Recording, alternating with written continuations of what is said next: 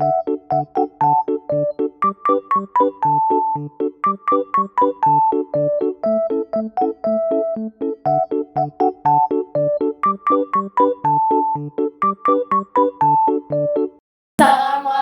warahmatullahi wabarakatuh. Perkenalkan, nama saya Ferida Syarani dari Prodi Sistem Informasi. Perkenalkan, nama saya Cindy Septiana dari Prodi Sistem Informasi. Perkenalkan, saya Sofia Anjali Putri dari Prodi Sistem Informasi.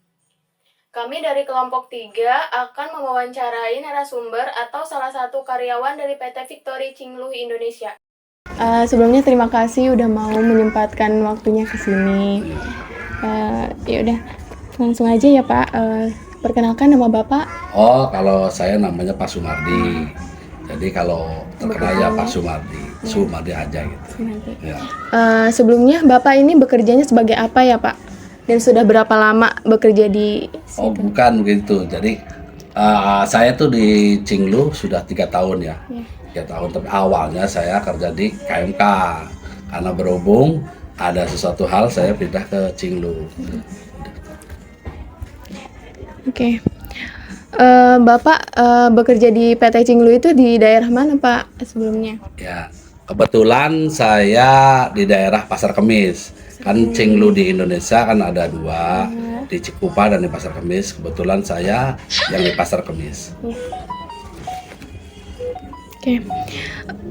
Bapak bisa menjelaskan sedikit tentang produksi apa tuh PT Cingluh itu?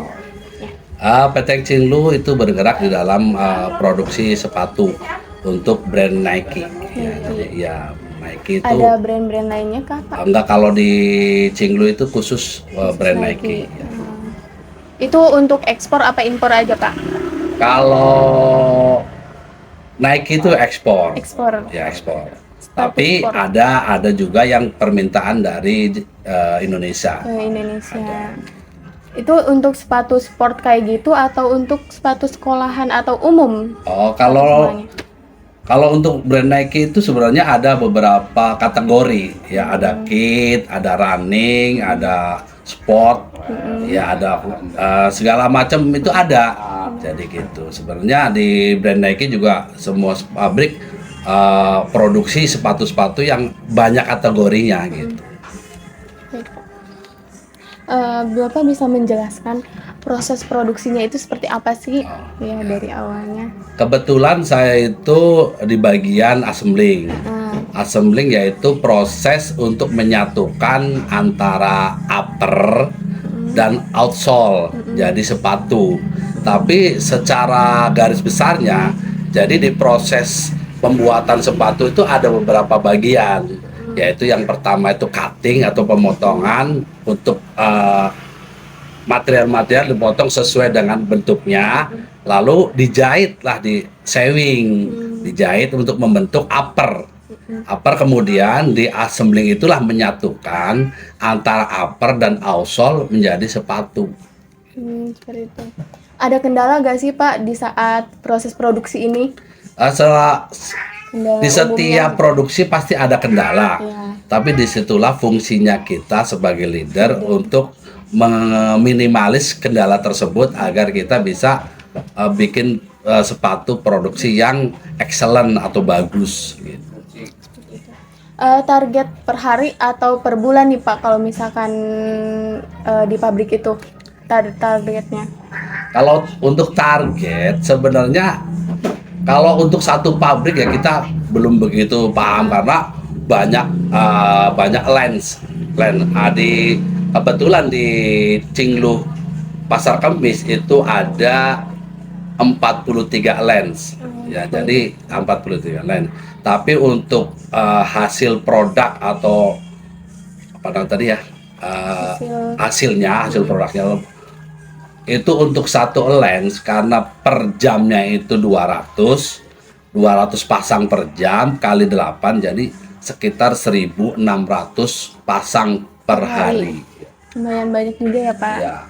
Oke Pak, di sini bagaimana Bapak biasanya menyusun jadwal produksi untuk memenuhi permintaan pelanggan? Jadi menyusun jadwalnya seperti bukan jadi kita ada planning dari PPIC untuk mengerjakan style sepatu itu sesuai dengan permintaan customer atau pelanggan. Jadi kita diwajibkan untuk memenuhi target produksi itu agar tepat waktu dalam pengiriman ke customer. Agar tepat waktu ya. Tepat waktu itu yang penting. Karena kepuasan pelanggan itu dari ketepatan waktu kita mengirim. Iya. Apa strategi Bapak dalam mengelola waktu dan sumber daya untuk memastikan efisiensi dalam proses produksi? Coba efisiensi itu bagaimana kita mengendalikan tim member kita agar mereka itu disiplin, Iya. disiplin dalam pekerjaan, disiplin dalam waktunya. Yang penting mereka tuh harus disiplin. Jadi efisiensi bisa kita peroleh dengan disiplin. Seperti itu. Iya. Bagaimana Bapak menjaga kepatuhan terhadap standar, keselamatan, dan peraturan yang ada di lingkungan kerja? Ya, jadi di pabrik kami juga ada program-program yang mewajibkan kita itu untuk melindungi karyawan itu dari kecelakaan kerja. Iya. Jadi ada program-programnya dan kita juga menyediakan APD atau alat pelindung diri di setiap bagian yang membahayakan. Sekalian yang membahayakan pekerja itu agar tidak terkena dampak daripada proses mereka. Contoh pekerjaan yang membahayakan Ya, seperti bagian lem. Nah, itu kan membahayakan paru-paru mereka. Nah, kita dari GV itu memberikan masker untuk mencegahnya itu. Sebelumnya Pak, bisa menjelaskan sedetail mungkin yang perbedaan GP sama IM? Oh iya, jadi GV itu untuk label desain sepatu ya. Jadi ada beberapa Victory di Indonesia itu untuk menggunakan label itu. Jadi seperti contoh kalau di KMK IM, kalau di Pratama IR, nah kalau di Cinglu itu GV. Ya. Bisa dilihat di size labelnya itu. Size label di sepatu. Itu perbedaannya di situ. Jadi kalau misalkan ada produk yang sudah terkirim, customer itu senang dengan produk itu, ini buatan mana? Terlihat dari size label itu. Oh, dari mana itu produknya ini, dari mana? Dari size labelnya itu. Size label. Pertanyaan selanjutnya nih Pak, bagaimana Bapak menghadapi tantangan dalam penjadwalan atau perubahan permintaan yang tiba-tiba? Sebenarnya kalau permintaan tiba-tiba itu sangat jarang ya. Karena apa? Mereka pelanggan-pelanggan daripada Nike itu atau toko-toko Nike yang tersebar di dunia juga udah terplanning untuk mengorder beberapa style yang mereka memang membutuhkannya karena kebanyakan permintaan dari customer dan udah terplanning. Tapi janganlah sampai saat ini jarang yang tiba-tiba gitu. Nggak ada. Orang PPSI juga nggak ada itu, nggak ada yang tiba-tiba karena ini bukan produk makanan, karena ini produk sepatu perlu penjadwalan atau penyusunan yang sangat presisi ya, jadi nggak sembarangan gitu.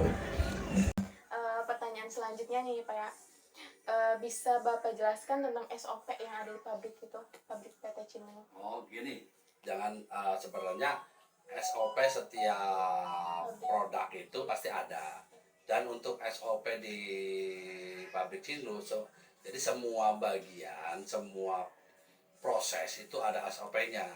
Jadi kita tidak bisa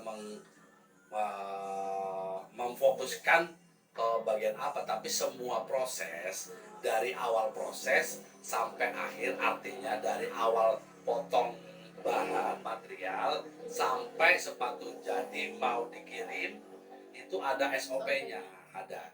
Jadi SOP itu untuk meminimalis kesalahan atau untuk membuat proses itu berjalan dengan baik agar bisa menghasilkan sepatu pun yang bagus. Ada sepatu yang permintaannya, misalkan nih 1 minggu itu kayak permintaan sepatu ini banyak gitu, misalkan merek sepatu apa yang banyak gitu, yang banyak permintaannya, Merek kan. apa Uh, jadi model. model ya. Jadi gini ya, untuk di GV itu kan brandnya Nike. Jadi kalau permintaan customer di dunia itu kan banyak. Ada beberapa pesaing-pesaing atau kompetitor-kompetitor di Nike seperti Adidas, uh, Reebok, New Balance. Tapi kami dari Nike itu bikin produk yang spesialis, artinya yang bikin yang menarik minat customer dunia untuk beli produk-produk Nike. Iya. Setiap tahunnya nih kan ya Pak, banyak kayak sepatu-sepatu yang ngikutin tren zaman sekarang gitu. Iya. Susah gak sih Pak bikin tren sepatu kayak gitu gitu? Jadi kalau untuk tren itu sebenarnya kita ada bagiannya, yaitu bagian development. Development itu yang bikin atau mengolah sepatu atau model-model sepatu yang baru yang diminati oleh customer. Jadi bagian saya itu bikinnya. Jadi bagian kami itu mau bikin sepatunya, bukan bikin modelnya. Jadi ada bagian tersendiri yaitu development yang bagaimana bikin atau bikin sepatu model yang diminati oleh customer dunia. Seperti itu. Pekerjaan Pak, tempat apa sih? Karyawannya di situ itu seberapa banyak sih Pak yang ngerjain? Untuk karyawan di Cinglu Pasar Kemis, kalau tepatnya sih kurang paham, tapi kurang lebih itu 28.000. 28.000, itu banyak. Dulu tuh pas COVID itu ada pengurangan karyawan pasti ya Pak? Gimana tuh pengurangan karyawannya, Jadi gini, prosesnya? pada saat kita ada pandemi COVID itu karena permintaan pasar juga turun, otomatis overload untuk karyawan. Jadi dari pihak Cinglu merumahkan sementara, ya jadi bukan di PHK ya, Bukan istilahnya merumahkan sementara karyawan-karyawan yang ternyata overload itu. seperti itu. Jadi tapi setelah COVID itu berlalu, karyawan-karyawan yang tadinya ex COVID atau dirumahkan sementara untuk COVID dipanggil lagi karena order juga naik lagi. Naik lagi. Iya. Kenapa sih Pak pabrik sepatu itu lebih banyak memiliki karyawan daripada mesin-mesinnya itu? Ya kan karena di pabrik sepatu itu kan padat karya, karena yang mengerjakan itu kan kebanyakan dari semua proses itu dikerjakan oleh orang, jadi padat karya. Nih, beda dengan pabrik-pabrik yang padat modal seperti yang mengerjakan kayak besi, baja gitu kan, terus Stanley gitu kan padat modal. Jadi mereka mesin yang kerja, karyawannya yang cuma tombol-tombol saja. Tapi kalau di sepatu kan padat karya, artinya perusahaan yang memerlukan orang banyak untuk membuat produk tersebut. Oke, ini yang terakhir ya Pak. Bisa Bapak jelaskan untuk strategi apa yang dimiliki PT Cinglu itu? Strategi pemasaran gitu. Oh, ya. Jadi gini, untuk pemasarannya Cinglu itu sebenarnya bukan bagian kami, jadi bukan kami hanya bikin sepatu, tapi kami sedikit tahu bagaimana untuk memasarkan produk-produk kami agar diterima di customer, yaitu dengan kami sebagai pekerja itu bikin sepatu yang berkualitas, yang agar memuaskan customer agar tidak pindah ke pabrik-pabrik lain. Jadi PT Cinglu ini bukan menjual sepatu ya Pak, Ya, tapi menjual jasa bikin sepatu. Iya. Karena brand Nike itu di mana-mana di seluruh dunia itu kan ada beberapa brand, itu bukan jual sepatu tapi jual jasa bikin sepatu. yang bisa jual sepatu itu yaitu Nike tersebut, ya, Brandnya. Nike pusat ya, brand Iya. itu. Perusahaannya. Oke. Apa sih Pak perbedaan ini PT Cinglu ini dengan PT-PT yang lain gitu? Dengan PT sepatu yang lain, ketertarikannya itu apa tersendiri? Ada ketertarikannya nggak? Oh, Iya. sebenarnya gini, masalah ketertarikan itu ya kebetulan saya itu pas masuk ke Cinglo itu pas saya butuh gitu, pas saya masuk pas membutuhkan. Jadi semua pabrik sepatu juga punya daya tarik sendiri ya, punya daya tarik sendiri Karakternya untuk masing-masing. iya, gitu punya ya. daya tarik untuk bagaimana karyawan itu mau datang atau melamar ke Cinglu. Semua pabrik pasti ada, dan salah satunya di di Cinglu itu mungkin kalau menurut saya untuk selevel leader ke atas untuk jaminan atau apa salary untuk jabatan itu lebih besar daripada pabrik lain. Jabatan.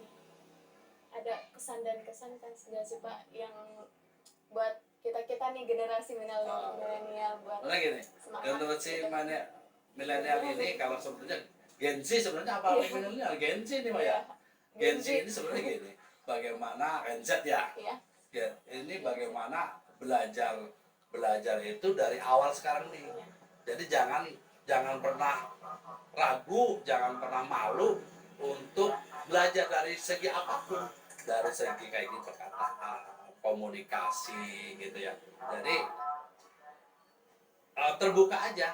Jadi jangan takut salah. Karena kesalahan itu ya pembelajaran yang sangat penting. Dari kesalahan itu kita bisa tuh memperbaiki dan bisa jadi nanti kedepannya lebih baik lagi. Ya contohnya saya tadi saya bilang, saya awalnya itu tidak bisa ngomong apa-apa, saya nggak bisa. Bahkan saya itu ketemu siapapun saya malu. Tapi karena dengan proses belajar, sekarang ngomongnya itu jadi kayak kebiasaan dan juga bagaimana kita berbicara dengan orang lain itu mudah dimengerti.